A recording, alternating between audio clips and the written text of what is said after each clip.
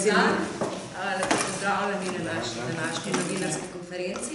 Sicer smo napovedali tudi gospoda Franca Juršo, ampak žal je odtičil v prometu. Snežne razmere niso šle na roko, tako da nič hudega. Danes predstavljamo novelo SPIZ-2, vdovske pokojnine, kjer gospa naša poslanka, predlagateljica in pobudnica tega zakona, gospa Marinka Levičar, vam bo pojasnila vzroke, zakaj smo pripravili to novelo, kakšni so problemi, in potem tudi gospod Kuhelj, ki je strokovnjak na tem področju, dolgoletni svetovalec v Zavodu za pokojninsko zavarovanje, vam bo pojasnil mogoče še kakšne detajle, kasneje bomo tudi odgovarjali na vprašanja, glede na to, da gre za razmeroma težko materijo. Tako da zdaj bi kar predala besedo pobudnici zakona, gospe Marinki Levičar. Izvolite. Hvala lepa za besedo, predvsem pa hvala lepa vam, ki ste prišli na to novinarsko konferenco. Vidim, da vas je kar precej in to mi navdihuje z upanjem, da bo tudi medijsko to odmevno, kajti mi si želimo res iskreno, da bi se gmotni položaj upokojenk in upokojencev zvišal. No in ker sami tudi veste, ker spremljate različne področja, da so med socialno ogroženimi najbolj ogrožene starejše ženske, ki živijo v svojem gospodinjstvu, torej enočlanska starejša gospodinjstva. To pa so predvsem ženske. Ker do sedaj je kar 80% žensk, ki imajo pravico do tega dela vdovske pokojnine, 20% pa moških. Skupaj je pa upravičencev 60 000 in to število narašča. Zato se nam zdi zelo pomembno, da bi izboljšali ta njihov gmotni položaj. Za spremembo 61. člena smo se odločili zato, ker ta člen določa v prvi točki, da znaša vdovska pokojnina 70% pokojnine, ki gre upravičencev. Torej, vdova lahko po možu dobi 70% njegove pokojnine. Poleg tega pa v drugem in naprej v tretjem členu določa ta 61. člen, koliko dela vdovske pokojnine lahko ima vdova. Še to je pomembno, da poudarim. Vdova se lahko odloči, ali pa vdovec, vseeno vdov, ali bo užival svojo pokojnino, ali pa bo užival vdovsko pokojnino. In če se odloči, da bo užival svojo lastno pokojnino, mu pripada še del vdovske pokojnine. No in po sedanji ureditvi je ta del vdovske pokojnine lahko samo 15%. Torej 15% tiste pokojnine vdovske, ki bi sicer pripadala, in sedaj pripada poleg svoje lastne pokojnine. 15%. No in s to predlagano spremembo mi ta odstotek povišujemo na 25%. To je kar precej, ne? Tako se sliši kar veliko in tudi je. Sedaj pa je potrebno poudariti tudi to, da vse vdove, ki bi jim pripadalo teh 25% pokojnine moževe dela, ne bodo mogli uveljaviti vseh 25%, ker je limitirano, koliko lahko ta del znaša. Do sedaj je ta del znašal 11,7% najnižje pokojninske osnove. To pomeni, da je lahko vdova dobila 93 evrov pokojnine, dela vdovske pokojnine. Poleg svoje pokojnine je vdova lahko dobila še največ 93 evrov. No in ker se nam zdi tudi to zelo malo, ker bom lahko kasneje povedala, koliko so te povprečni zneski, smo se odločili, da tudi ta limit dvignemo. In sicer, tako kot sem rekla, iz 11,7% na 18% najnižje pokojninske osnove. In bo torej po novem limit 143 evrov. Največ bodo lahko vdove dobile 143 evrov. Do sedaj so lahko največ 93. Zakon, ta 61. člen, pa omejuje tudi skupno višino obeh prejemkov, torej lastne pokojnine plus delo vdovske pokojnine. To je limitirano na skupni znesek pokojnine, najvišje pokojnine moškega za 40 let dela, kar trenutno znese 1825 evrov. To pa ostane nespremenjeno. Ta skupni znesek obeh pokojnin torej ostane tako, kot je bil do sedaj. 1825 evrov ali najvišja pokojnina za 40 let dela za moškega. To so v glavnem te spremembe, ki se nanašajo na del vdovske pokojnine. Poleg tega pa smo s tem zakonom tudi spremenili oziroma dopolnili ta 61. člen SPIZ-2 in sicer ponovno uvajamo zajamčeno vdovsko pokojnino. Ta zajamčena vdovska pokojnina naj bi znašala 500 evrov, toliko kot znaša pokojnina za polno pokojninsko dobo. 500, kot znaša pri tem je treba poudariti, da do zajamčene pokojnine so spet upravičene samo vdove, ki izpolnjujejo tudi pravico do svoje lastne pokojnine. Ta je lahko starostna, lahko je invalidska, lahko je pa tudi predčasna. No in pri tem je pomembno tudi to, da poudarim, da gre za neke vrste popravo krivice, ki se je tem vdovam že zgodila, ki so imele zajamčeno pokojnino do 31.12.2011. Do takrat so imele to pravico po zakonu o varstvenem dodatku. In ker je ta zakon o varstvenem dodatku prenehal veljati, so tudi vdove izgubile to pravico do zajamčene pokojnine. In so lahko uveljavljene samo varstveni dodatek, tiste, ki so pač izpolnjevale pogoje na centrih za socialno delo. Mi zdaj s to spremembo zajamčeno pokojnino ponovno uvajamo. Pa ne samo za tiste vdove, ki so jo že imele, ampak tudi za vse tiste, ki so se upokojile po 1.1.2012. In torej, da imajo pravico do svoje pokojnine in do vdovske, pa se odločijo za vdovsko in del vdovske, vse skupaj ne znese niti 500 evrov. In vse te vdove bodo imele tudi zajamčeno višino pokojnine 500 evrov. To so te najpomembnejše spremembe. Torej, predlagana zakonska sprememba ne razrešuje vprašanja vseh vdovskih pokojnin. To je gospa poslanka izpostavila, pa mislim, da je treba vseeno to posebej poudariti, zato da ne bo nesporazumov.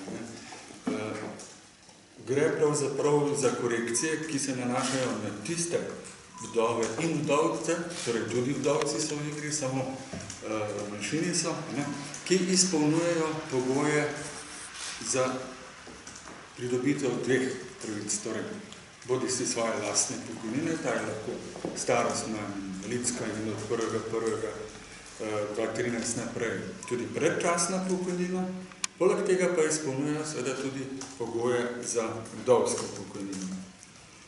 Samo, bom rekel, ta krog je v igri pri izboljševanju njihovega materialnega položaja, če bo dejansko prišlo do uveljavitve te zakonske spremembe. Jaz bi se najprej ustavil pri tistem drugem delu od poslanke, torej pri zajamčeni odmeri vdovske pokojnine.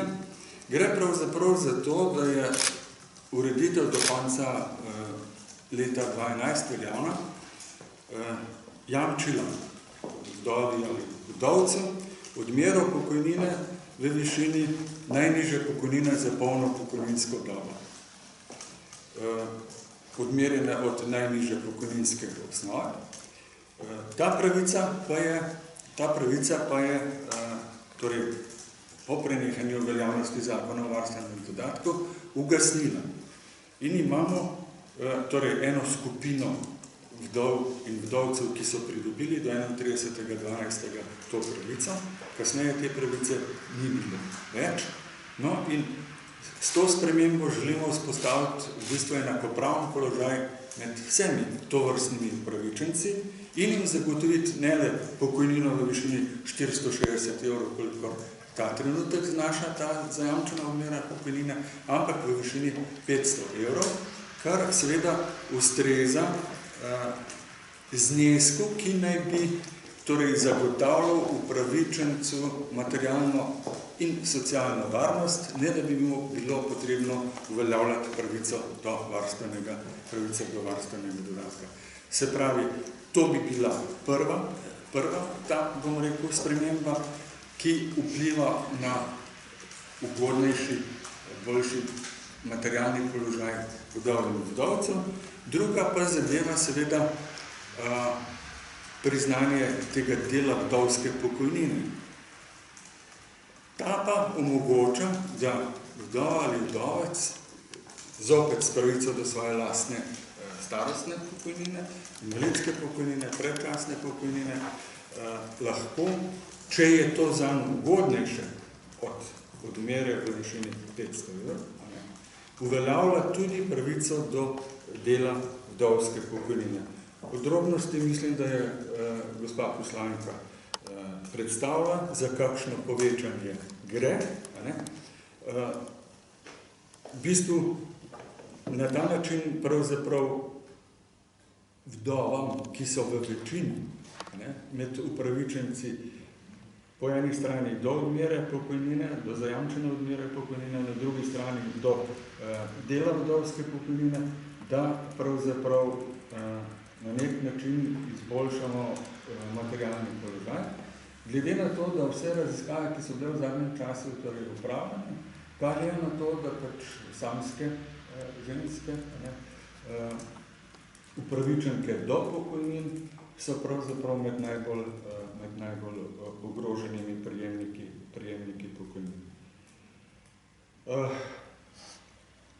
Dvig dela vdovske pokojnine od 93 na 143 evrov ne pomeni, da bodo zdaj vsi, oziroma vse vdovci, ki so upravičeni do tega dela, participirali to celotno razliko, glede na to, da je pač ta pogojena z višino vdovske pokojnine, od kateri se ta del pokojnine odmeri, in v bistvu to je zgornja meja, ki je lahko posameznik pridobi.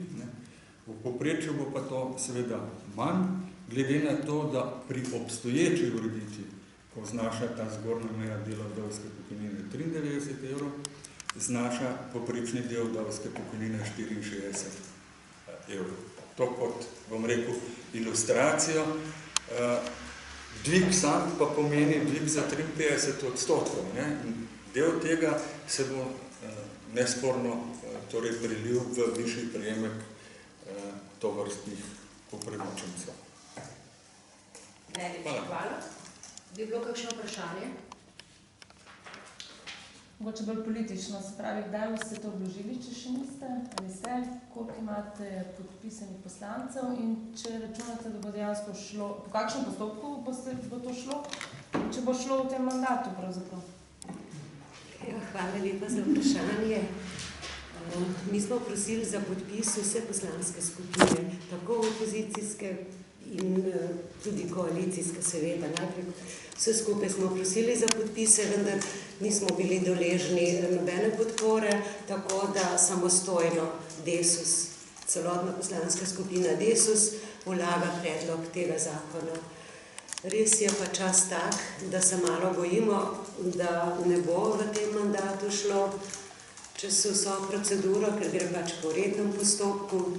Želeli bi si seveda, da bi bilo sprejeto, pa tudi, da bi dobili več politične podpore od vseh strank, glede na to, kolikokrat smo bili že deležni Desus kritike, da premalo storimo za upokojence in upokojenke za dvig pač teh starostnih pokojnin, pa tudi regresov, pa vse sorte dajatev, kar bi pač lahko se zgodilo, pa zdaj, ko konkretni predlog vlagamo, pa Sopodpisnikov ni bilo, vendar pa upamo, da ga bodo potem, če bo prišlo do sprejema oziroma do odbora vsaj, da ga bojo pa vendarle podprli tudi drugi poslanci.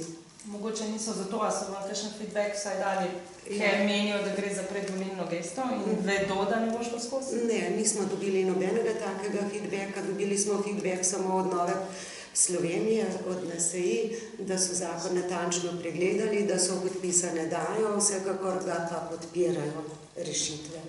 Tako da od njih imamo zagotovilo, da ga bodo podprli. Imate morda kakšen preračun finančnih posledic? Ja, imamo. Skupne finančne posledice naj bi znašale 36 milijonov letno.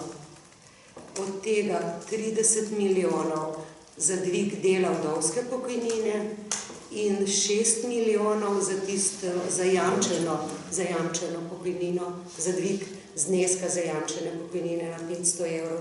Pri tem pa je treba še to opozoriti, da to bo šlo več za pokojninsko blagajno, to, kot sem rekla, 36 milijonov evrov, samo pa s tem tudi znižan odhodki iz sociale, ker bo manj ljudi uveljavljalo varstvene dodatke, tako da gre za neke vrste priliv sredstev iz ene blagajne v drugo in je pač težko tudi napovedati konkretno številko, ko bo potrebno več sredstev zagotoviti.